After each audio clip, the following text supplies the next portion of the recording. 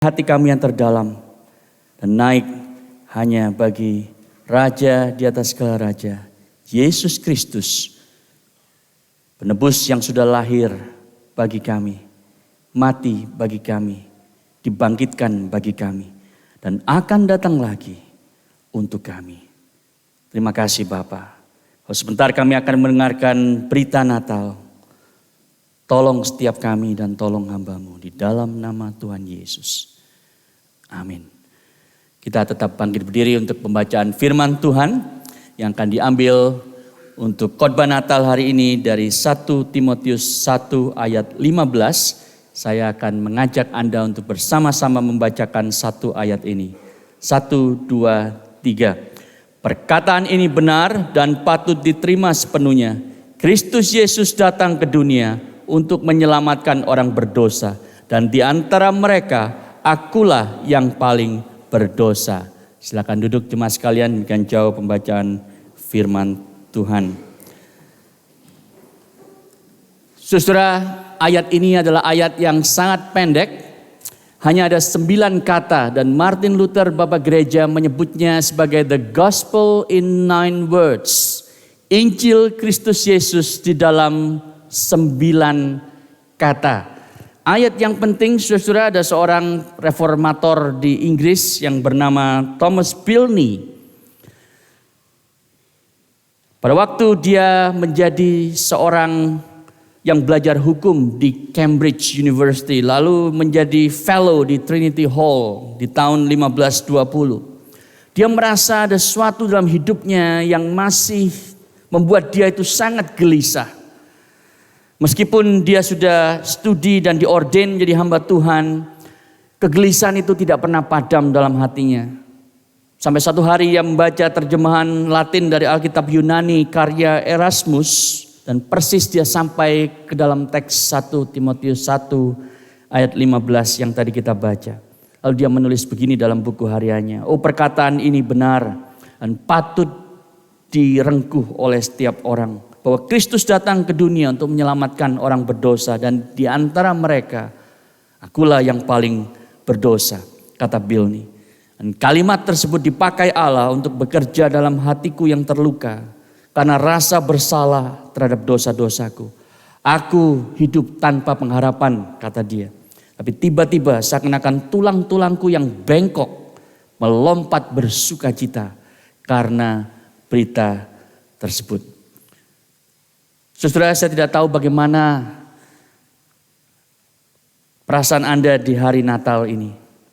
Kalau Anda mendengar berita di Australia, diramalkan sekitar 4,8 billion dollars akan di-spend orang di berbagai state di Australia untuk shopping.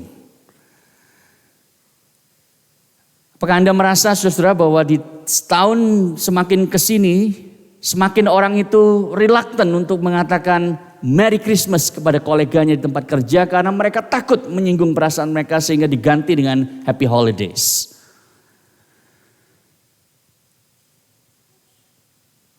Apa sih arti Natal?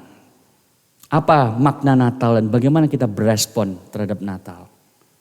Di tengah-tengah situasi dunia yang semakin sekuler, yang semakin mengesampingkan the Christ of Christmas. Christmas itu ada kata Christ-nya, tapi Kristus itu seringkali dikesampingkan. Dan mari saudara kita melihat dari ayat 1 Timotius 1:15 tadi 3 hal tersebut. Yang pertama, dalam slide Anda bisa melihat the meaning of Christmas. Arti dari Natal adalah Christ Jesus comes into the world. Kristus Yesus datang ke dunia. Saudara, Allah datang bukan seperti di perjanjian lama dengan bara api yang menyambar-nyambar atau gulungan badai yang dahsyat. Tidak, saudara, Allah pencipta alam semesta ini menjadi lebih kecil, begitu kecil, dia menjadi sebuah ovum, sebuah embrio, dan pasrah dalam rahim seorang remaja Yahudi. Kalau orang beragama lain berteriak Allah itu besar, Soalnya itu sebuah kebenaran yang semua orang juga udah tahu. Tidak perlu malaikat untuk memberitahu. Tetapi orang Kristen yang berteriak, Allah itu kecil. Justru kebesaran Allah yang luar biasa dinyatakan kepada manusia berdosa. Pada waktu Yesus Kristus menjadi begitu kecil. Saudara, arti Natal adalah Yesus itu datang ke dunia. Siapa sih Yesus? Yesus adalah anak Allah yang maha tinggi. Dia adalah pribadi kedua dari Allah Tritunggal. Arti nama Yesus itu adalah Jehovah saves. Allah menyelamatkan. Arti kata Kristus itu adalah yang diurapi, the anointed one of God. Jadi Yesus itu adalah Mesias yang dijanjikan di perjanjian lama sejak dari kitab Kejadian ketika manusia jatuh di dalam dosa. Dan Allah berkata dari keturunan perempuan ini akan menginjak kepala ular. Saudara, janji keselamatan sejak dari halaman-halaman pertama Alkitab kita itu. Kemudian diberikan lagi kepada Abraham, kepada Ishak, kepada Yakub, kepada Daud, kepada Yesaya. Dan kemudian pada waktunya sudah genap. Janji itu ditepati dengan kelahiran Yesus. Itu sebabnya Paulus menulis di dalam 1 Timotius 1 ayat 15. Perkataan ini benar dan patut diterima sepenuhnya. Ini bukan sembarangan menulis, saudara. Rasul Paulus mengatakan bahwa apa yang dia katakan, the saying is trustworthy and deserving of full acceptance. Artinya, saudara, perkataan ini sangat-sangat dapat dipercaya. Itu sebabnya harus diterima oleh semua orang. Itu yang dia maksud. Tapi mungkin kita bertanya sebagai orang modern, bagaimana kita bisa percaya bahwa Yesus itu datang ke dunia untuk menyelamatkan orang berdosa? Bagaimana kita tahu bahwa ini berita yang bisa dipercaya, bukan berita palsu? Bagaimana kita bisa percaya berita yang ini di tengah begitu banyak noise dalam dunia ini yang mencoba untuk membawa kita berpikir Christmas itu artinya berbagai macam hal yang lain. Saudara, kita bisa percaya ini karena ada fakta historis. Kita bisa percaya ini karena iman Kristen dibangun di atas fakta historis bahwa yang namanya Yesus Kristus pernah lahir di Bethlehem. Dia harus ikut sensus. Dia harus mengalami teror politik di bawah Herodes, kemudian harus mengungsi ke Mesir. Semua itu ada, saudara, di dalam catatan sejarah. Jadi saudara, apa yang Paulus tulis di dalam 1 Timotius 1:15 ini tidak lain adalah kutipan dari Yesus sendiri ketika dia sudah dewasa. Dia pernah bilang begini, saudara, dalam Yohanes 3 ayat 17. Sebab Allah mengutus anaknya ke dalam dunia bukan untuk menghakimi dunia, tetapi untuk menyelamatkannya oleh dia. Saudara, bagaimana dia datang ke dunia?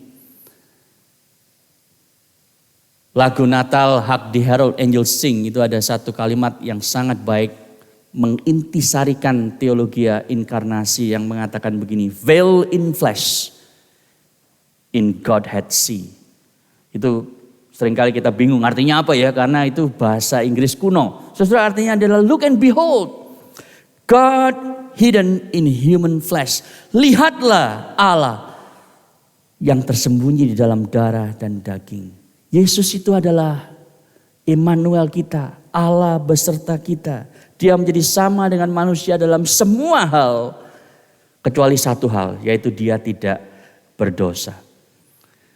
Ada seorang apologet yang sekarang sedang naik daun, namanya Rebecca McLaughlin, saudara. Dia menulis beberapa buku yang sangat baik.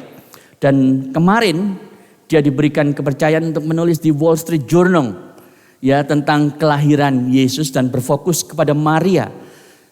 Dan dia menulis begini, saudara, kurang lebih. Ketika Maria, seorang remaja Yahudi yang kaget sekali dan bingung dan takut, didatangi oleh malaikat yang berkata bahwa engkau akan mengandung dan melahirkan seorang anak laki-laki dan kau harus menamai dia Yesus. Dan dia akan menjadi raja dan kerajaannya tidak akan berkesudahan. Saudara, bayangkan kalau jadi Maria, bagaimana dia akan menyampaikan berita itu kepada orang lain. Saudara, waktu dia ngomong bahwa aku akan mengandung dan yang mengandung adalah Roh Kudus bukan Yusuf, itu aja sudah membuat orang tidak akan percaya.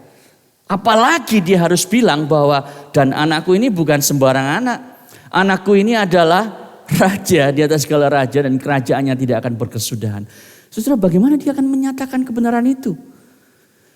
Lalu Rebeka menulis begini saudara, dan bagaimana berita itu bisa bertahan sampai 2000 tahun dan orang percaya. Zaman dulu waktu Maria pertama menceritakan itu kepada tetangganya, keluarganya, mungkin banyak orang gak percaya. Tapi saudara tahu hari ini, ditulis oleh McLaughlin saudara, kekristenan itulah agama terbesar di muka bumi ini. Ada sekitar 31% dari populasi dunia atau sekitar 2.138 juta orang. Selama 2000 tahun lebih berita itu dipercaya. Meskipun begitu banyak orang Kristen harus mati martir. Harus mati terbunuh karena iman mereka. Tetapi berita Yesus Kristus datang ke dunia. Arti Natal itu dipercaya oleh begitu banyak orang sampai hari ini. Saudara, apakah Anda percaya arti Natal itu? Apakah Anda rindu Yesus itu Anda kenal secara pribadi? Apakah Anda rindu untuk Yesus itu akan segera datang lagi? Hari Rabu kemarin di PD terakhir, saudara Agaton yang memimpin bertanya kepada beberapa orang, apa yang kamu inginkan waktu Natal? Apa saudara yang Anda inginkan pada waktu Natal? What is it that you want for Christmas? And the more I think about it, all I want for Christmas is for Jesus to come again. Itu seharusnya menjadi jawaban setiap kita, saudara. Kalau kita mencintai Yesus. All I want for Christmas yang saya inginkan pada waktu Natal dia datang lagi. Karena dia sudah datang ke dunia pertama dan dia akan datang lagi untuk menjemput setiap orang yang dia sudah mati baginya. Yang kedua saudara, kalau kita tahu bahwa arti Natal adalah Yesus datang ke dunia. Tujuan Natal adalah Kristus Yesus datang ke dunia untuk menyelamatkan orang berdosa. The purpose of Christmas, Christ Jesus comes to the world to save sinners.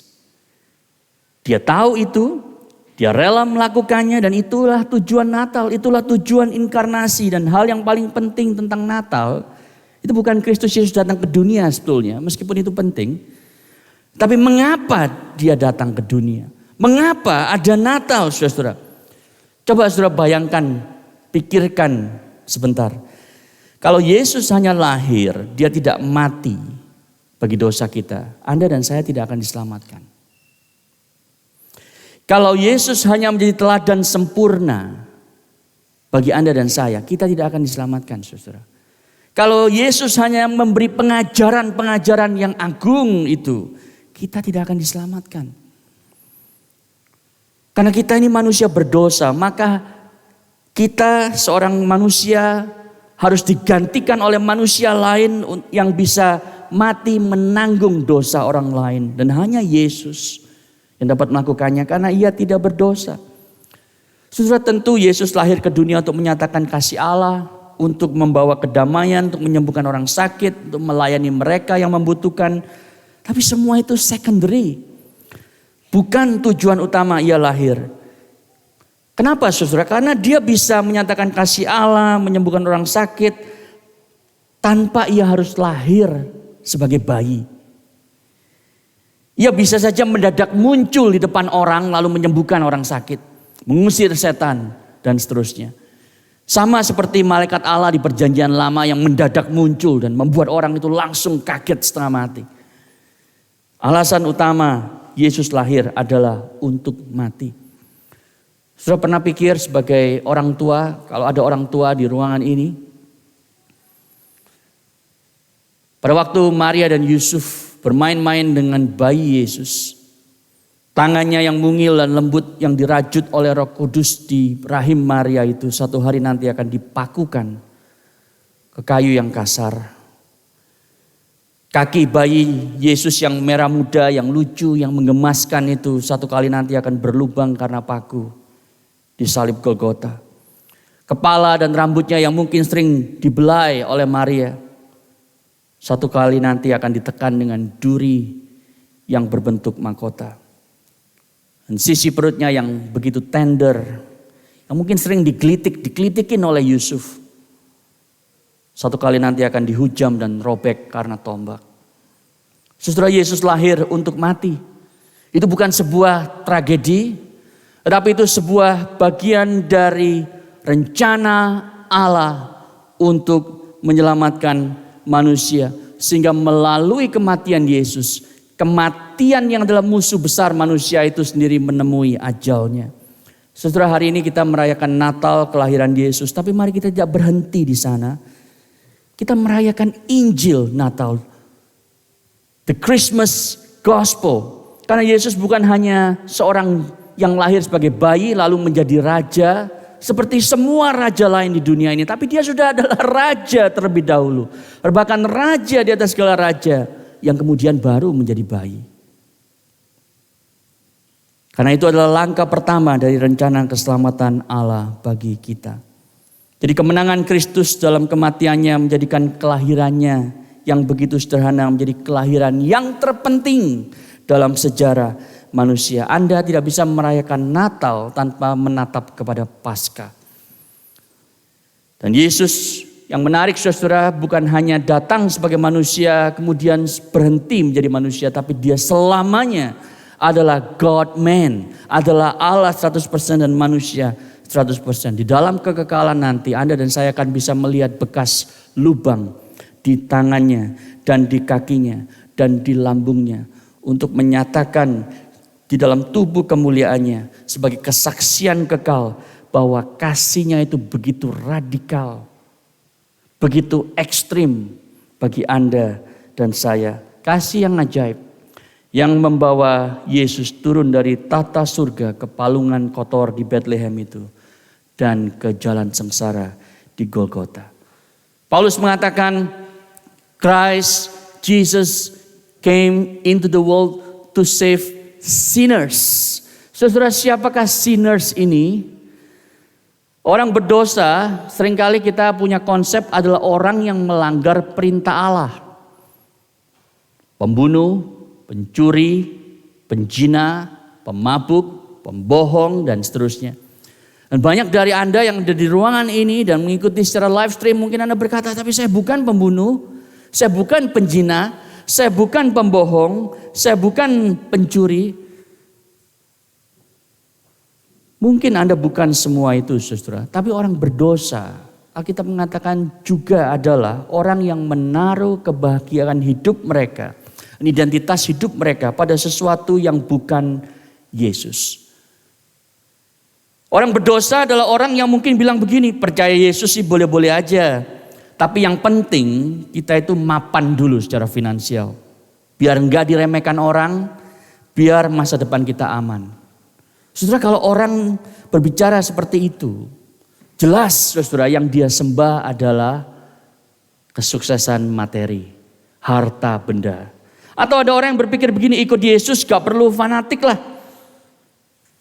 Kalau orang tahu kita aktif di gereja, nanti kita malah sulit diterima orang lain, malah dijauhi kolega, malah nggak dapat proyek nanti. Jadi biasa-biasa aja, nggak usah kasih tahu orang. Itu berarti saudara, opini orang lain menjadi berhala dalam hidupnya. Saudara, orang berdosa adalah orang yang menjadikan sesuatu yang baik menjadi yang terutama dalam hidup mereka. Lalu menjadikan Yesus hanya menjadi Red Bull, menjadi penguat untuk mendapatkan apa yang sebetulnya hatimu dambakan. Terhadap orang-orang itulah Yesus datang untuk menyelamatkan mereka. Kalau Anda baca Alkitab ya, saya tidak tahu bagaimana, tetapi seringkali saudara, karena saya juga begitu, at least dulu gitu ya. Kalau kita lihat ada orang yang jelek dan orang yang baik, yang jahat dan yang baik, kita selalu menganggap diri sebagai orang yang baik, ya kan?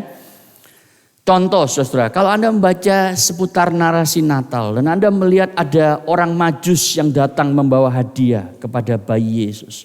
Lalu Anda melihat Herodes, Raja yang ketakutan terancam bayi Yesus yang katanya adalah raja orang Yahudi.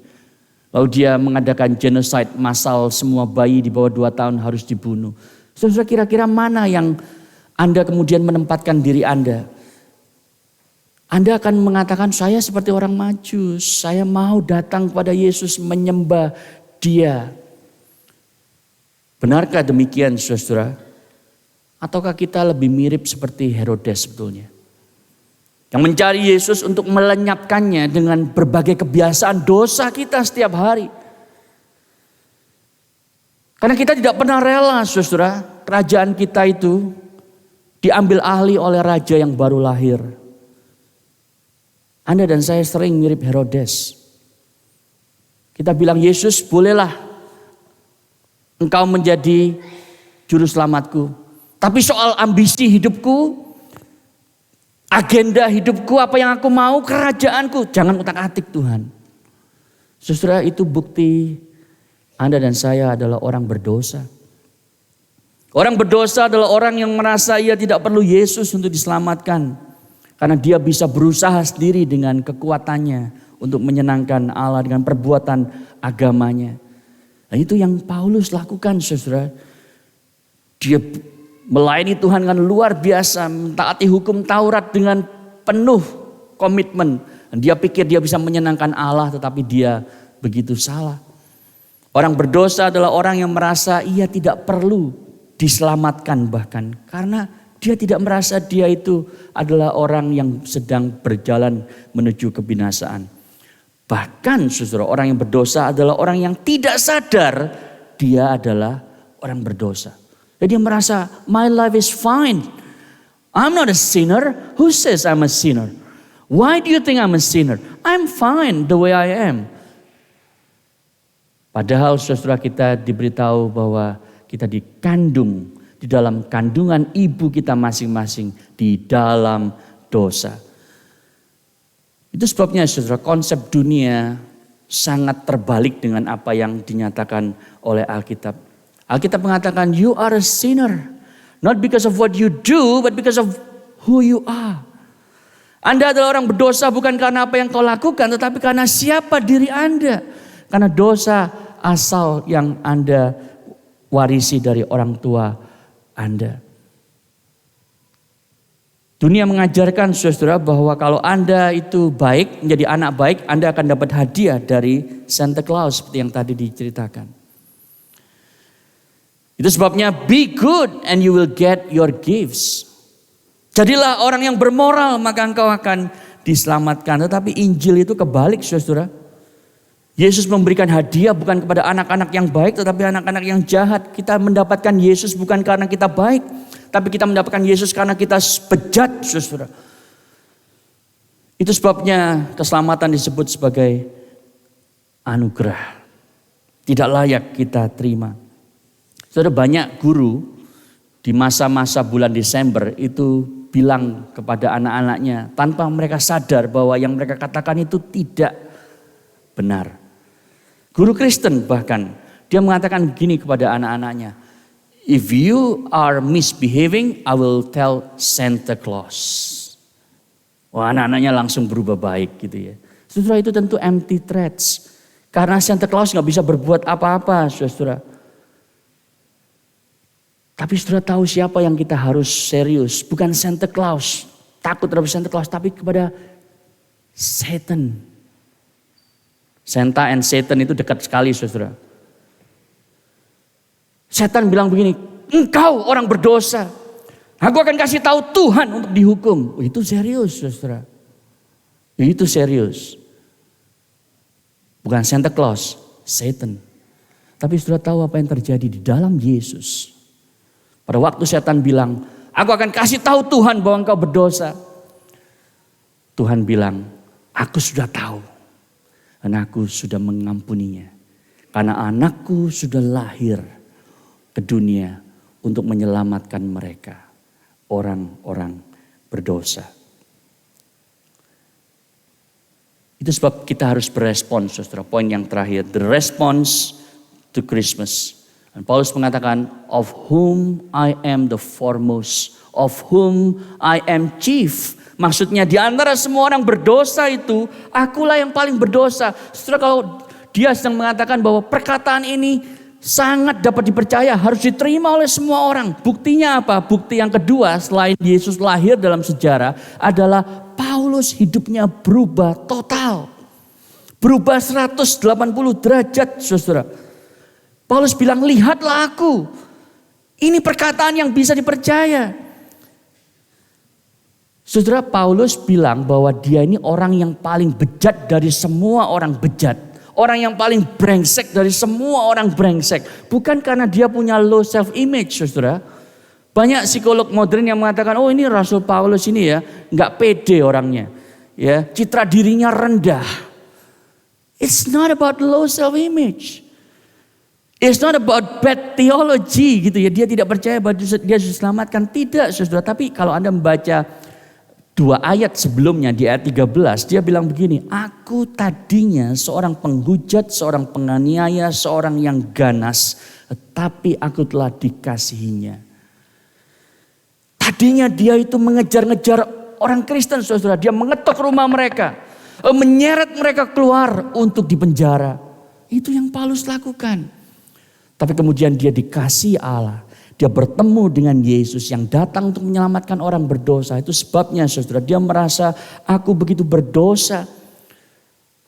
Dan begitu banyak aku telah diampuni oleh Tuhan. Saudara, perhatikan tenses dia menulis. Bukan of whom I was the foremost, tetapi of whom I am. Dia masih merasa sampai hari ini, padahal dia sudah melakukan pelayanan begitu rupa. Sampai hari dia menulis surat itu, dia masih merasa dia adalah orang berdosa.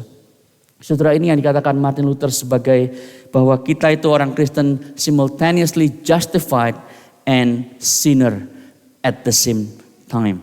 Kita adalah the worst sinner, tapi kita juga dikasihi dengan luar biasa. Bagaimana mungkin, saudara, kita dikasihi dengan luar biasa, tetapi tetap juga kita adalah orang yang berdosa? Itu mungkin karena Yesus Kristus menjadi yang terburuk, yang terbejat, yang terbrengsek, supaya Anda dan saya bisa menjadi yang terbaik di mata Allah. Dia yang tidak mengenal dosa telah dibuatnya menjadi dosa karena kita, supaya di dalam Dia kita dibenarkan oleh Allah. 2 Korintus 5 ayat 21. Jadi Allah memperlakukan Yesus sebagai dosa, seakan-akan Yesus itu orang yang paling bejat di dalam seluruh dunia. Dia menaruh seluruh dosa Anda dan saya di atas pundaknya, supaya dia bisa membayar upah dosa kita dan kita menjadi yang terbaik di mata Allah. Setelah itulah tujuan Paulus menyatakan ayat tersebut. Dia bilang di ayat 16, supaya aku menjadi contoh. Supaya aku menjadi teladan bagi mereka yang kemudian percaya kepadanya dan mendapat hidup kekal. Jadi Paulus kira-kira bilang begini, kalau aku, Saulus yang dulu adalah penganiaya jemaat, teroris umat Allah di gereja mula-mula, dan sudah dikasihani, maka engkau, setiap orang akan juga bisa dikasihani Allah dan diampuni. Kalau kasih karunia Allah dapat mengubah seorang penganiaya menjadi pengkhotbah jemaat, seorang pembunuh menjadi penginjil, seorang yang berhati ganas menjadi seorang yang berhati gembala, maka hari ini saudara, kasih karunia Allah juga bisa mengubah setiap Anda. Apapun dosa, pelanggaran yang Anda sudah lakukan di hadapan Allah. Itu sebabnya Paulus menulis di akhir suratnya di 2 Timotius, aku sudah melayani Tuhan sampai garis akhir. Dia tidak takut lagi mati, saudara. Karena Yesus sudah lahir untuk mati bagi dia, sehingga dia menganggap mati sekarang adalah keuntungan. Dia mengatakan bahwa kalau aku masih hidup bekerja di dunia ini, aku akan bekerja memberi buah bagi Yesus. Jadi kalau saudara lihat, the Christmas Gospel itu bicara soal the crib, the cross, and the crown. Teriakan tangis bayi Yesus di Bethlehem itu akan menjadi teriakan kematian sudah selesai di Golgota. Dan karena itulah segala linangan air mata tangisan kita akan dihapuskan dalam kekekalan bersama dengan Yesus. Kematian tidak lagi menakutkan. Saudara, tanggal 8 Desember lalu saat kami sedang berlibur di New Zealand, saudara, saya mendapatkan teks WA dari pendeta Hendra Mulya, pendeta Yuso Adinarta hampir bebarengan, yang mengabarkan bahwa penginjil Iis Aksa telah berpulang ke rumah. Saudara, Bu Iis adalah mentor rohani saya yang pertama, yang Tuhan kirimkan untuk mendampingi tahun-tahun pertama formasi rohani saya itu dibentuk. Di bawah kepemimpinan beliau tahun 90, 91 kira-kira di Surabaya, di gereja asal saya, komisi remaja yang disebut Siensin, artinya mempersembahkan hati, itu mengalami zaman keemasan kata banyak orang.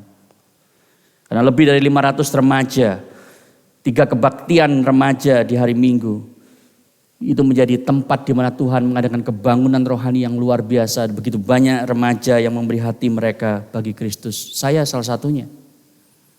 Dari Ibu Iis ini saya belajar, saudara, bahwa melayani itu bukan melulu soal ajaran, tetapi membagi hidup.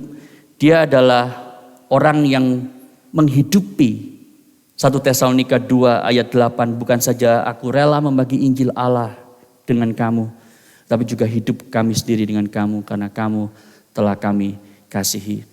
Pada waktu saya mengikuti Zoom kebaktian penghiburan, saudara, dikatakan oleh pengkhotbah yang melayani bahwa Ibu Iis tetap meskipun sakit menderita karena kanker terus melayani. Padahal sudah diberitahu stop pelayanan. Dia mengatakan bahwa aku tidak tahu sampai kapan Tuhan mempercayakan hidupku, nafasku. Itu sebab selama aku masih bisa melayani, aku mau melayani. Renungan terakhir dia disampaikan oleh segelintir orang di perkantas. Itu diambil dari Ayub pasal yang kedua. Apakah kita hanya mau menerima yang baik dari Allah, tapi tidak mau menerima yang buruk? Dia mengatakan, aku tidak takut lagi mati. Aku mau ketemu dengan penebusku dan selama aku masih bernafas, aku mau terus pelayanan. Itu yang dia katakan, saudara. Saya teringat akan Simeon yang beberapa waktu lalu dikhotbahkan pendeta Christian. Simeon berkata, my eyes have seen your salvation. Mataku telah melihat keselamatan yang daripadamu. Aku siap mati.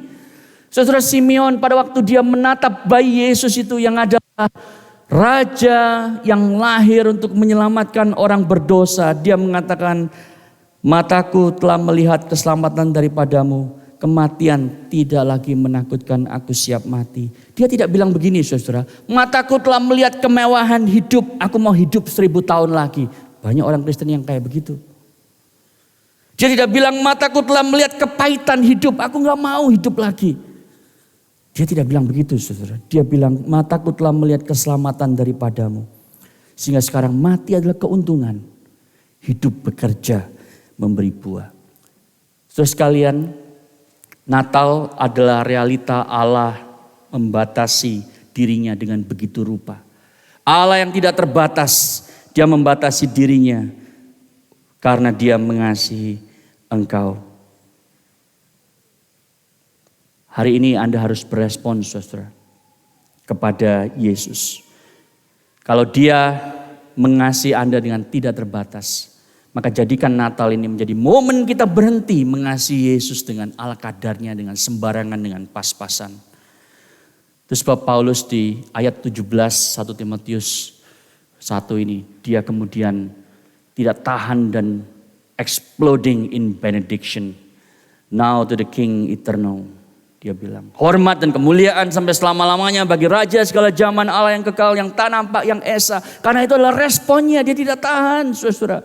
Untuk tidak menyembah Yesus dan mengatakan segala sesuatu yang luar biasa itu. Slide yang terakhir saya, saudara. Ini adalah gambaran yang dibuat oleh Katalia bahwa palungan itu ada di balik bayangan salib. If this is the season, that is the reason. Pengharapan dunia itu pernah terbaring di atas palungan. Dan pengharapan dunia itu sekarang terpancang di atas salib. dan pengharapan dunia itu telah bangkit dan akan datang kedua kali. Sementara kita akan bersama merayakan Natal dengan menyalakan lilin. Dan mari kita mengambil waktu teduh, berespon kepada Tuhan. Supaya Natal ini menjadi momen yang tidak lewat secara rutin dari tahun ke tahun. Tetapi menjadi momen yang indah.